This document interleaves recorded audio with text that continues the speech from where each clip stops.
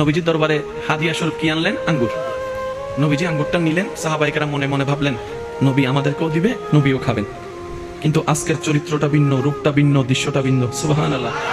যিনি এনেছেন উনি দাঁড়িয়ে আছেন। আর আপনারা তো জানেন, কেউ যদি শখ করে কিছু বানায় কিংবা কিছু আনে, তার প্রিয় মানুষটাকে দেয়, সে চায় আমার সামনে একটু হলেও খাক, আমার সামনে একটু হলেও হাক, এটা একটা চাওয়া থাকে। উনি দাঁড়িয়ে আছেন যিনি আঙ্গুর এনেছেন। এবার নবীজি এখানে, নবীজি একটা করে খেলেন, দ্বিতীয়টা খেলেন, তৃতীয়টা খেলেন। সাহাবায়ে কেরাম অবাক হয়ে তাকিয়ে আছেন, নবী খাচ্ছেন আমাদেরকে দিচ্ছেন না, ব্যাপারটা কি? জীবনে তো এরকম দৃশ্য দেখিই নাই। নবী একা খাইতে, নবী কারোর সাথে কোনো কথা না বলে নবীজি খেতে লাগলেন, খেতে লাগলেন, খেতে লাগলেন। যিনি আঙ্গুর আনছে তিনি খুশি হতে লাগলেন, হতে লাগলেন, হতে লাগলেন।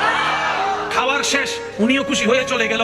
এবার সাহাবায়ে কেরাম প্রশ্ন করলেন, ইয়া রাসূলুল্লাহ, আমাদের এতটুকু ঈমান, আপনি হ্যাঁ বললেও কোনো কারণ আছে, না বললেও কারণ আছে, আপনি দিলেও কারণ আছে, না দিলেও কারণ আছে, এতটুকু আমরা জানি ইয়া রাসূলুল্লাহ, কিন্তু ঘটনাটা বুঝি নাই, ব্যাপারটা কি? আপনি কখনো আমাদেরকে না দিয়ে খান, আজকে খেলেন? নবীজি বললেন, শুনো, যিনি আঙ্গুরটা আমাকে দিয়েছেন উনি মহব্বত করে এনেছেন, খুব ভালোবাসা নিয়ে আমার জন্য এনেছেন। কিন্তু আঙ্গুর একটা খাওয়ার পর আমি দেখলাম এটা খাওয়ার মতো না, টকে টক, মারাত্মক টক।